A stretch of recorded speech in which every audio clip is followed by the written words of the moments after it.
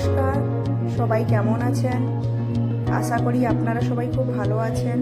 মনীষা কিচেনে সবাইকে স্বাগত জানিয়ে দেখো আমি আবারও একটি আমার নতুন ভিডিও স্টার্ট করছি।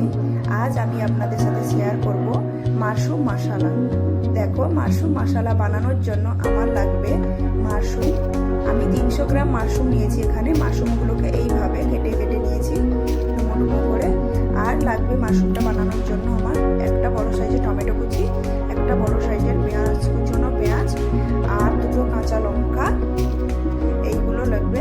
আর আমার ড্রাই স্পাইসেসের মধ্যে যেগুলো লাগবে ফোড়নে দেওয়ার জন্য, দেখুন একটু দারচিনি, দুটো এলাচ, লবঙ্গ আর গোলমরিচ দুটো, আর লাগবে একটু সাদা জিরে, আর লঙ্কা গুঁড়ো, হলুদ গুঁড়ো, সামান্য একটু লবণ, আদা রসুন পেস্ট, আর এটার মধ্যে আছে ধনে গুঁড়ো, জিরে গুঁড়ো আর একটু গরম মশলা গুঁড়ো। সবই আমার বাড়িতে বানানো।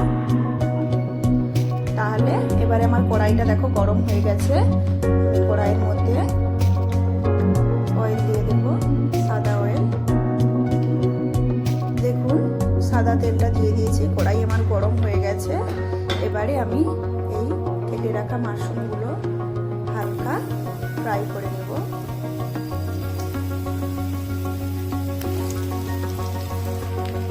আমি সামান্য একটু হলুদ দিয়ে নেব।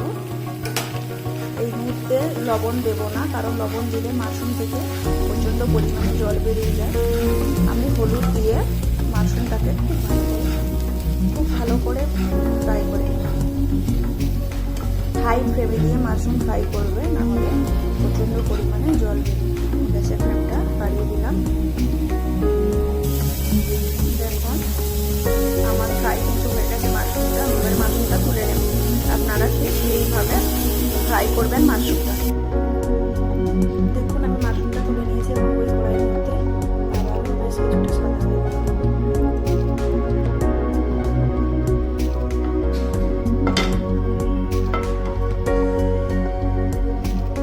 তেলটা গরম হয়ে গেছে। এবারে আমি জিরেটা দিয়ে দেবো।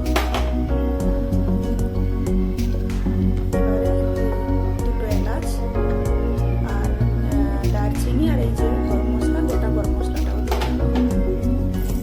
একটু ওয়েট করবো ফ্রাই হওয়ার জন্য।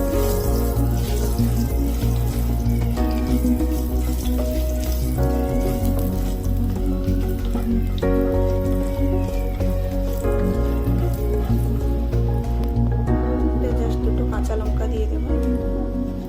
কাঁচা লঙ্কা দিয়ে ফ্রাই করার দরকার নেই, কারণ কাঁচা লঙ্কাটা ফাটে। এবারে আমি কুচনো পেঁয়াজগুলো দিয়ে দেবো। কুচনো পেঁয়াজটা দিয়ে দিয়েছি এবং এবারে এটা ফ্রাই করে অবধি অপেক্ষা করব। দেখুন আমার পেঁয়াজটা ফ্রাই হয়ে গেছে। আমি এই পর্যায়ে এসে এতটা পরিমাণে আদা রসুন পেস্ট দিয়ে দিলাম। এতটা পরিমাণে আদা রসুন পেস্ট। এবারে এটাও 2 মিনিট কাঁচা স্মেলটা যাওয়া অবধি ফ্রাই করে নেব আদা রসুন।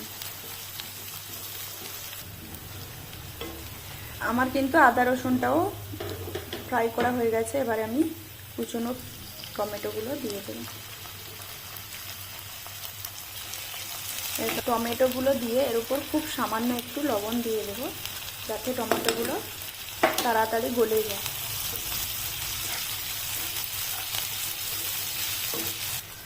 দেখুন আমার কিন্তু টমেটো পেঁয়াজ আদা রসুন পুরো ফ্রাই হয়ে গেছে। এবারে এই পর্যায়ে এসে আমি লঙ্কা গুঁড়ো আর হলুদ গুঁড়োটা দিয়ে দেব।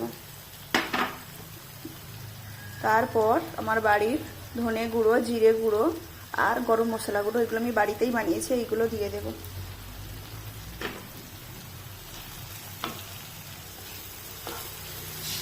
হালকা একটু তেলটার মধ্যে মশলাটা কষিয়ে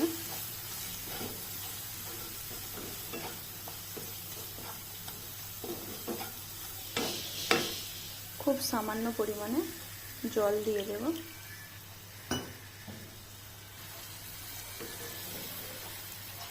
জলটা দিয়ে এবার 2 থেকে 3 মিনিট আমি মশলাটাকে কষিয়ে নেব।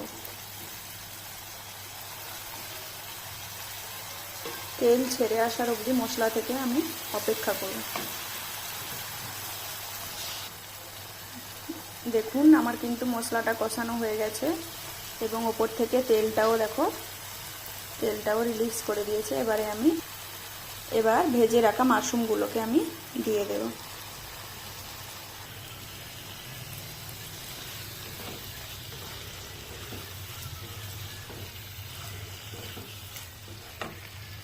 এবার আমি যেহেতু ভাজার সময় মাশরুমটা দেইনি, এবার আমি লবণটা দিইনি মাশরুম ভাজার সময়, এবারে আমি লবণটা দিয়ে দেব।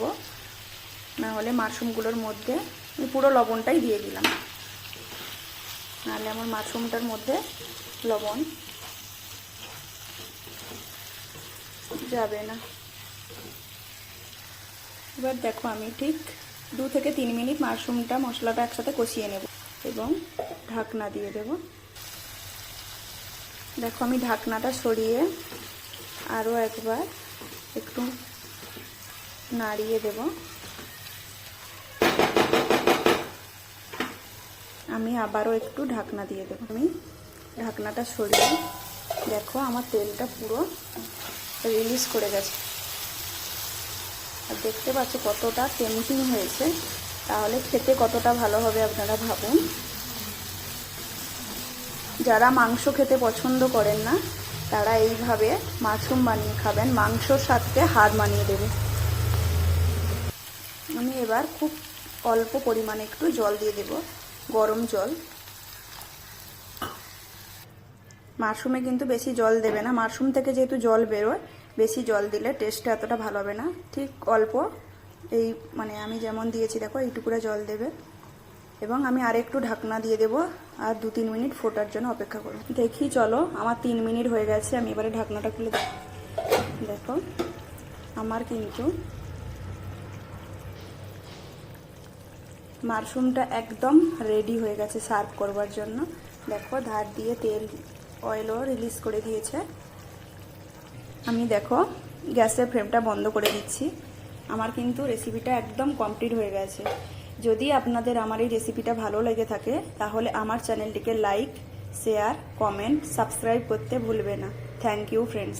আমি আজকের আপনাদেরকে রান্নার সাথে সাথে একটা খুব সুন্দর দৃশ্য দেখাই। দেখো আমার বাড়ির সামনে কিন্তু বাড়িগুলো, এই বিল্ডিংগুলো দূরে দেখা যাচ্ছে, ওর পিছনে কিন্তু খুব সুন্দর পাহাড়ে ভর্তি। ক্যামেরায় কতটা ভালো বোঝা যাচ্ছে বলতে পারবো না, কিন্তু খুব সুন্দর আমার এই ব্যালকনি ভিউটা।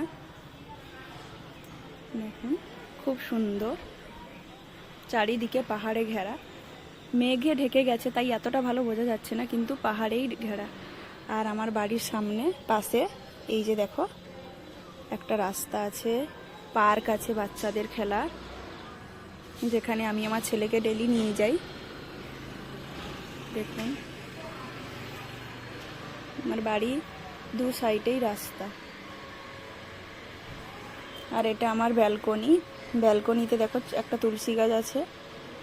আর এখানে প্রচণ্ড এই গরম পেরিয়েছি তো, প্রচণ্ড রোদ্দুর, ওই জন্য কিছু গাছ লাগাতে পারিনি। গাছ অনেক ছিল বাট গাছগুলো সব রোদে খারাপ হয়ে গেছে।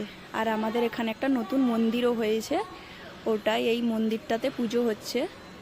এটা রাম মন্দির, ঠিক আমার বাড়ির থেকে 1 মিনিট পায়ে হাঁটা। ঠিক আছে তাহলে আজ এই অবধি রাখলাম।